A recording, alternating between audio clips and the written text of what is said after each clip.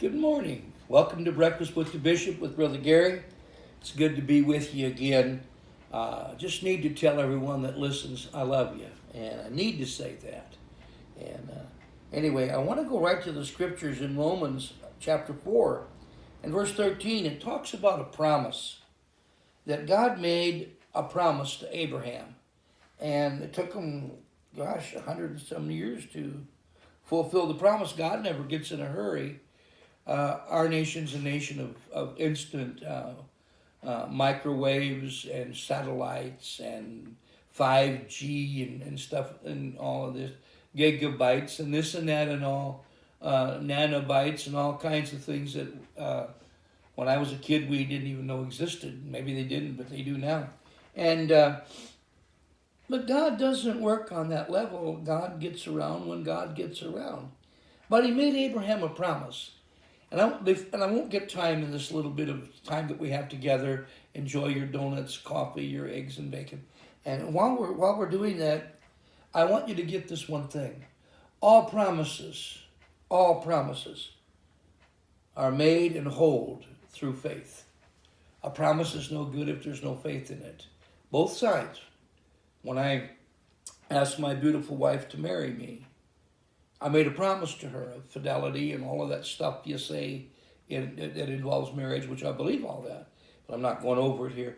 But I made that promise, but I didn't make the promise because I could keep the promise. I made the promise through faith that I believed I could keep the promise. And as time has gone by, I hope and pray I've done a pretty good job of that. But anyway, promises are made through faith, and it says in verse 13, for the promise, this was made to Abraham, that he should be heir of the world. Exactly, it was not to Abraham or to his seed through the law, but it was through the righteousness of faith. God didn't make that promise to Abraham because he was Abraham. He didn't make it because he had beautiful kids. He didn't make it because of Isaac or Jacob. And Galatians 4 will tell us we're Abraham's seed through faith. He didn't make the promise because of me. He made the promise through the righteousness of faith.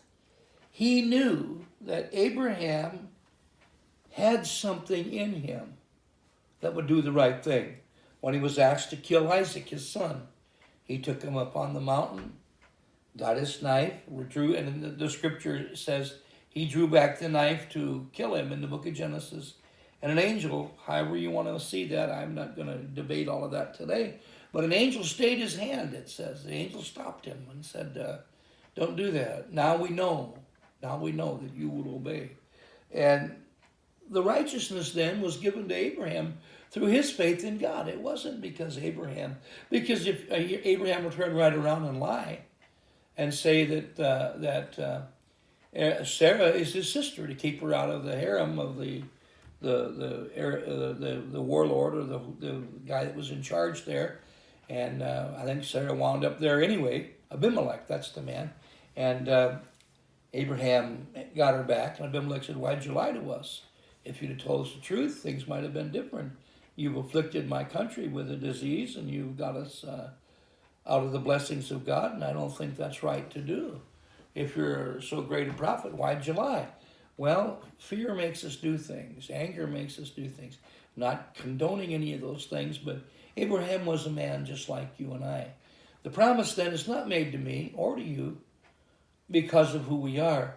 The promise that God makes us is through faith. Salvation. I talked about that briefly last week. And, we've all sinned and come short of the glory of God.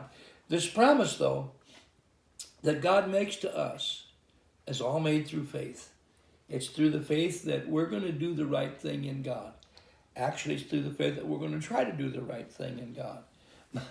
My wife does a lot of counseling, and sometimes relationships are so bitter and so broken and so full of hate and problems that and there has to be a commitment somewhere. And she'll say, would you commit to this? And the lady would say, no. She said, well, would you commit to it? No. Would you commit to it? No. But she keeps going back enough to where the lady commits to something. And once you commit to something, then you're, as we say, You're hung by the tongue because you committed to that.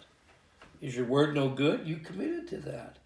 And finally, the lady wanting to resolve the issue will commit somewhere down the line. She'll commit to something. And it seems rather hilarious or silly, but it works, because then the next step is, would you commit again until you get to the issue? Then would you commit to resolving the issue? And the promise was made to Abraham through faith.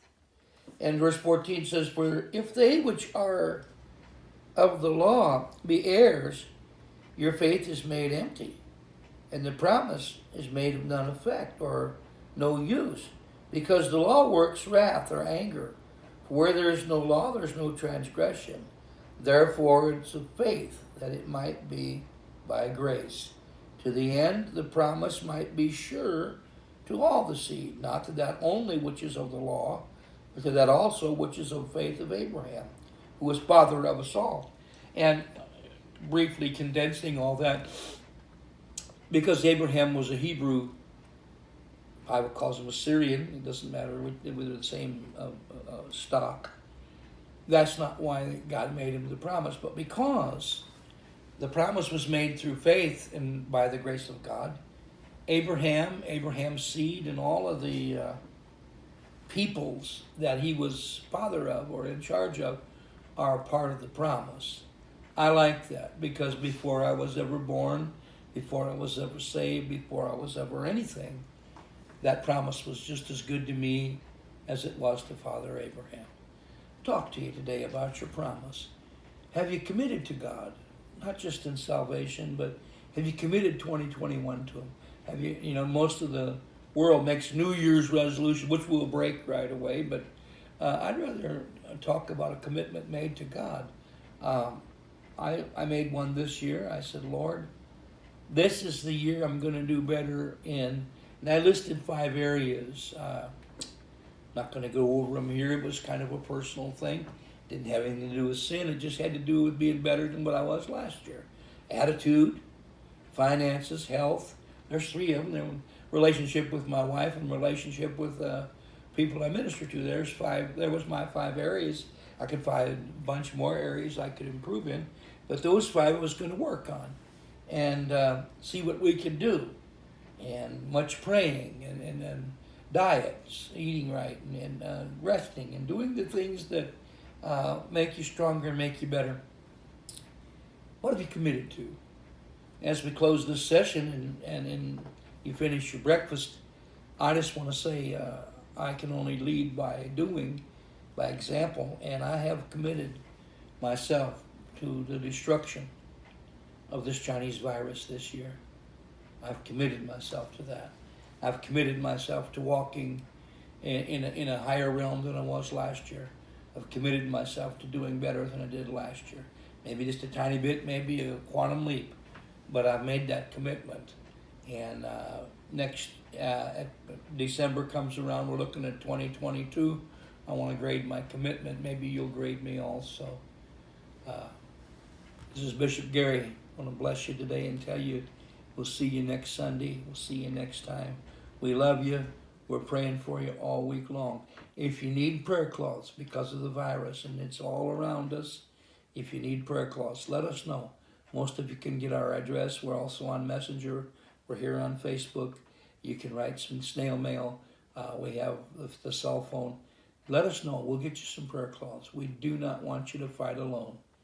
This is Bishop Gary. Till next week. God bless. See you.